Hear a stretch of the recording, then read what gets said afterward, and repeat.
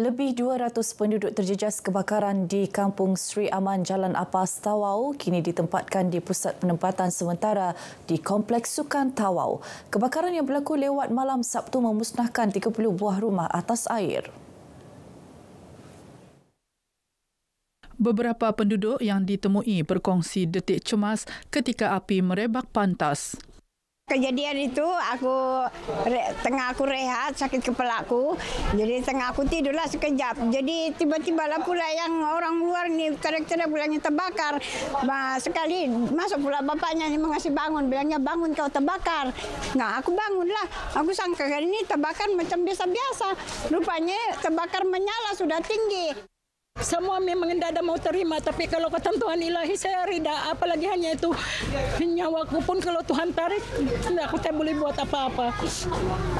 Cuma kalau boleh yang pihak berkuasa bantulah kami, kesian. Kalau ada yang terutama tempat itu, kami mau minta bagilah tempat. Penduduk terjejas berharap kerajaan dapat membantu membina semula kediaman mereka. Setakat ini, Pejabat Parlimen Tawau dan Dun Apas telah menyampaikan bantuan bakul makanan untuk memastikan kebajikan penduduk terpelihara. Konsep kebun dapur bakal dilancarkan awal tahun depan sebagai pendekatan praktikal memperluaskan penglibatan masyarakat luar bandar dalam aktiviti pertanian berskala kecil.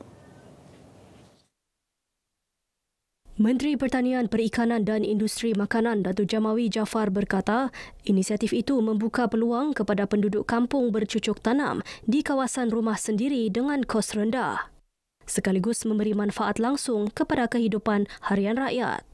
Nanti akan ada insentif-insentif kepada penggiat-penggiat kebun dapur supaya mereka ini bukan sahaja boleh mengeluarkan hasil untuk keluarga masing-masing, tapi jika ada lebih, kita ada pusat-pusat pengumpulan pertanian yang akan membeli hasil-hasil ini untuk kita pasarkan. Jadi kita akan mengurangkan orang tengah, menambah pendapatan ketua isi rumah dan juga menambahkan kesediaan makanan di negeri kita. Beliau berkata demikian selepas merasmikan majlis penutupan program pemasaran digital dan mini karnival usahawan desa di Kota Belud. Datuk Jamawi menjelaskan perbincangan bersama Setiausaha Tetap Kementerian sedang dilakukan bagi memperhalusi pelaksanaan konsep berkenaan supaya ia dapat dilaksana secara teratur dan berkesan. Rakyat menyambut baik penambahan kota rumah mesra Sabah Maju Jaya SMJ kepada 50 buah bagi setiap dun bermula tahun depan. Penambahan kota itu membuktikan komitmen berterusan kerajaan negeri bagi memastikan kebajikan serta kesejahteraan rakyat terus terbela. Diharap kerajaan dapat memberi lebih banyak lagi untuk orang-orang yang lagi memerlukan bantuan rumah seperti itu. Terima kasihlah kerajaan kerana dapat bagi pertolongan kepada rakyat-rakyat yang susah. Kita minta juga kepada wakil rakyat yang mewakili dun masing-masing supaya menilai dan meneliti semua rakyat yang betul-betul memerlukan rumah SMJ ini. Saya mau ini rumah sebab saya memerlukan. Saya punya budak pun sudah besar-besar dan kami tidak muat sudah. Dan harap-harap wakil rakyat Dun Nabawan dapat menyenaraikan nama saya lah dalam rumah SMJ ini. Penambahan kuota rumah SMJ itu diumum Menteri Kewangan Datuk Seri Panglima Masidi Manjun ketika membentangkan Belanjawan Sabah 2026. Tambahan 10 unit rumah SMJ itu dihaskan kepada rakyat Sabah berumur 40 tahun dan ke bawah yang telah berumah tangga dan tidak memiliki rumah. Hampir 22 juta ringgit diperuntukkan bagi pembangunan usahawan Bumiputra Sabah tahun ini. Inisiatif merangkumi latihan keusahawanan, sesi bimbingan dan mentoring serta khidmat pakar runding. Timbalan Ketua Pengarah MARA Zahari Aziz berkata tumpuan turut diberikan kepada pembangunan industri baharu di Sabah, termasuk industri otomotif dan kenderaan pacuan 4 roda serta industri berat. Kita melihat satu perkembangan yang baik untuk industri 4x4 di Sabah ini. Jadi kita beri tumpuan bagi negeri Sabah untuk kita bagi industri fokus negeri Sabah ini kepada MRO, industri 4x4, dan juga pada tahun 2026 MARA Sabah akan fokus kepada industri ini, dan kita harapkan industri yang kita cuba bangunkan pada tahun 2020 ini akan menyemarakkan lagi usaha perniagaan dan juga bisnes di negeri Sabah ini. Beliau ditemui selepas menyempurnakan Majlis Anugerah Usahawan MARA Aura 2024-2025 di SICC Kota Kinabalu. Selain itu, MARA Sabah menguruskan 22 projek premis perniagaan yang menawarkan 311 lot ruang sewa bagi aktiviti perniagaan. Seramai 12 usahawan menerima anugerah dalam 12 kategori, termasuk anugerah ikon usahawan industri gaya hidup, industri otomotif, industri perkhidmatan, usahawan inspirasi wanita, TVET, lepasan IPMA, jenama terbaik, tokoh usahawan MARA dan khas usahawan wakaf MARA Madani.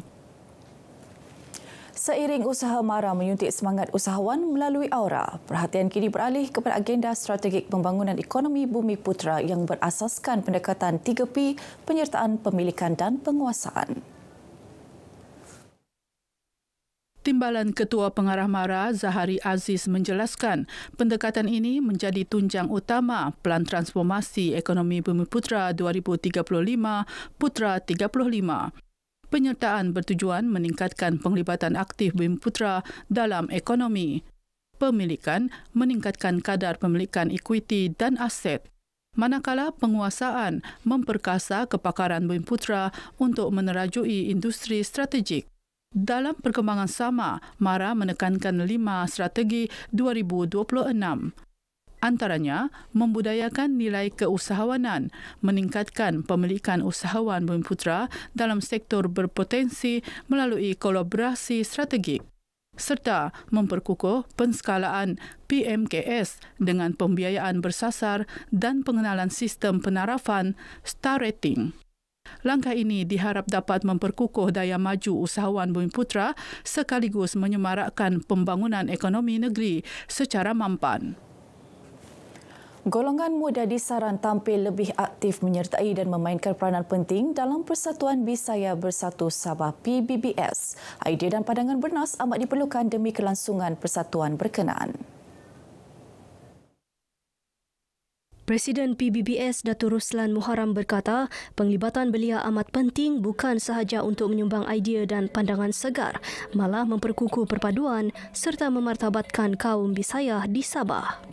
Kita mahu melihat anak-anak muda ini terlibat dalam persatuan ini supaya mereka dapat menyumbang. Bukan saja dalam pendidikan tetapi juga dalam perpaduan itu sendiri. Kerana kita yakin dengan adanya perpaduan yang kita jalin daripada dahulu hingga hari ini, dan kita melihat anak-anak muda akan datang juga, akan dapat meneruskan perpaduan. Beliau ditemui pemberita selepas merasmikan Mesyuarat Agung Tahunan Perwakilan dan Pemilihan PBBS kali ke-33 bagi sesi 2025 hingga 2028 di Beaufort. Datuk Ruslan yang juga adun lumadan mendapat kepercayaan ahli untuk kekal sebagai Presiden PBBS bagi penggal 2025 hingga 2028. Persatuan Bola Sepak Sabah SAFA komited menjukil bakat baharu pemain bola sepak di peringkat akar umbi bagi memastikan kesinambungan pembangunan sukan itu di negeri ini.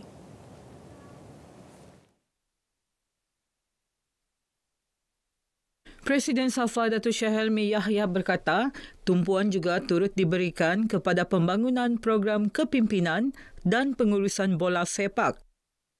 Jawatan kuasa yang terbabit akan meneruskan usaha untuk mencari bakat-bakat baru dan membangunkan pemain yang ada daripada seluruh pelosok daerah di negeri Sabah ini. Datuk Syahimi berkata demikian selepas mempengerusikan Kongres Tahunan SAFA kali ke-13 tahun 2025 di Putatan. SAFA turut menyumbang kepada pencapaian membanggakan bagi pasukan bola sepak wanita Sabah di peringkat kebangsaan. Baik, sekian paparan berita pagi Sabah kali ini. Selepas ini berita pagi Sarawak bersama Debbie Amanda Padan. Salam Malaysia Madani.